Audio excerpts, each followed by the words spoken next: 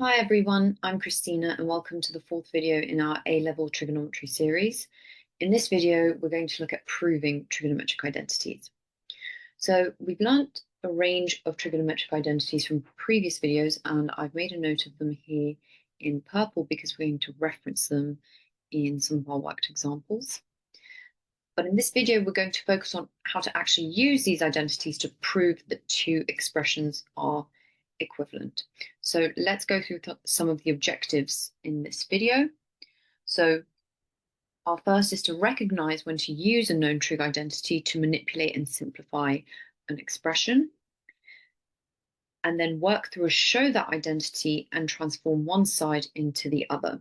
So typically, the way we work with proving trigonometric identities is we work on the left-hand side and try to find a way of manipulating the expression on the left so that we can show that it's equivalent to the right-hand side. We do not try to manipulate both sides at the same time. You work firstly on the left and try to get to what you have on the right. And from there, we also want to introduce this equivalence notation that I've just written down, which is 3 horizontal lines, which is different to your equal sign, your usual 2 horizontal lines. And it needs to be emphasized that we are not solving an equation here. We are showing that the left-hand side is equivalent to the right-hand side for all values of x or theta, where both sides are defined, which is why we're introducing this equivalence notation when we're proving identities, as opposed to just solving equations, which for that we can stick to our equal sign. Okay, so let's look at our first example and work through it together. So we want to show that sine squared theta brackets sec squared theta plus cosec squared theta is equivalent to sec squared theta. So again, what we're doing here is we're going to start on our left-hand side, and we're going from the left-hand side to the right-hand side. So we want to show that this expression that we have on the left is equivalent to sec squared theta. So the first thing we're going to do is expand the brackets on the left. So let's do that here. I can write that as sine squared theta, sec squared theta, plus sine squared theta, cosec squared theta. Now, sec squared theta is just 1 over cos squared theta, and cosec squared theta is 1 over sine squared theta. So you can look back to previous videos to see that. So we're writing down our reciprocal functions. So sine squared theta over cos squared theta plus sine squared theta over sine squared theta. So from here, sine squared theta over cos squared theta, well, sine theta over cos theta is tan theta. So then that first term is just tan squared theta. And then our second term, sine squared theta over sine squared theta, is just 1. And now we can look up here to one of our identities that we looked at in the first video, sine squared theta or sine squared x plus cos squared x equals 1. Well, we know that we can transform that a little bit, and I'll just write it out here.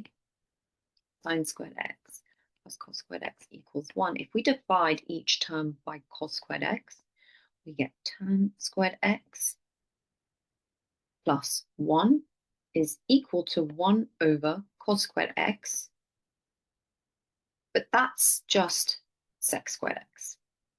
So I'll just write that here. Sec squared x there. So we can see tan squared theta plus 1 is just sec squared theta.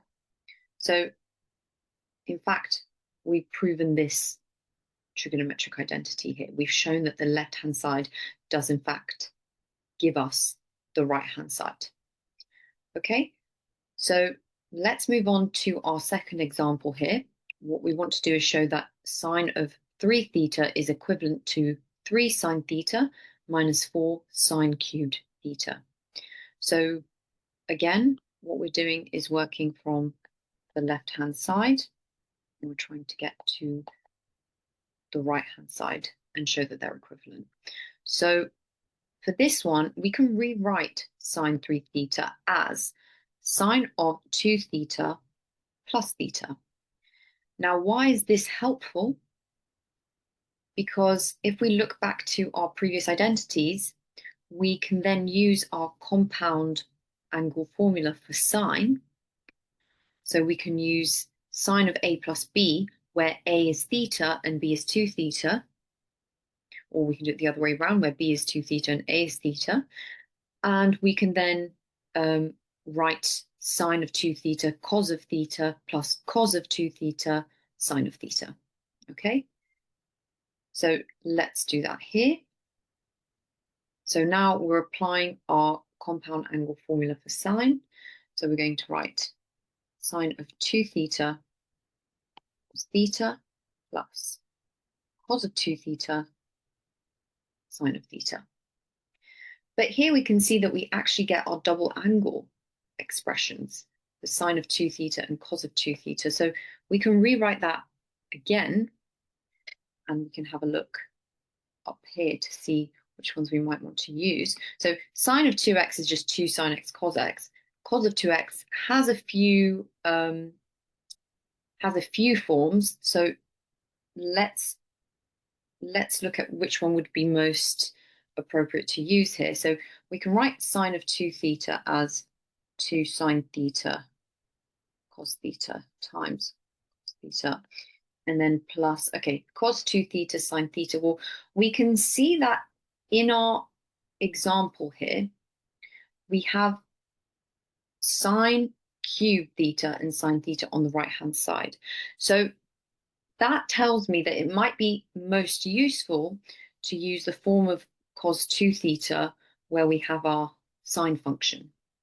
Our sine function only, as the right-hand side here doesn't have a cos function. So then what I'll place here is 1 minus 2 sine squared theta. So this is the form of cos 2 theta that we're going to use. And it's okay sometimes to not know for sure which one you use. You are just trying to manipulate the expression to see what comes out of it. And you might make mistakes at first, but it gets easier as you do more. So now we can expand everything here and simplify a little bit. So we can write 2 sine theta cos squared theta plus sine theta minus 2 sine cube theta. Okay, and we know from before cos squared theta, we can again use our sine squared x plus cos squared x equals 1.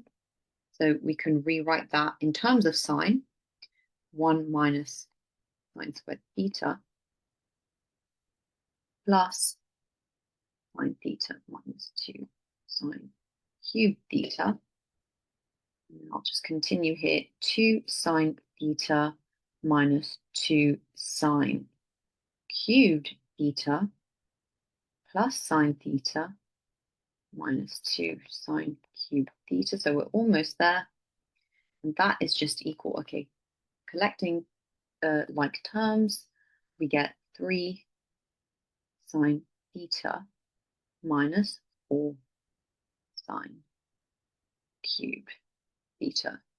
So here we can see that sine 3 theta is in fact equivalent to 3 sine theta minus 4 sine cubed theta, because we start on the left-hand side, we rewrite sine of 3 theta into sine of 2 theta plus theta. We substitute those in for a and b in our compound angle formula for sine, and we do in fact end up with what this expression has on the right-hand side, which is 3 sine theta minus 4 sine cubed theta. Okay, so those are our 2 worked examples, and hopefully it's clearer to you how we approach proving trigonometric identities.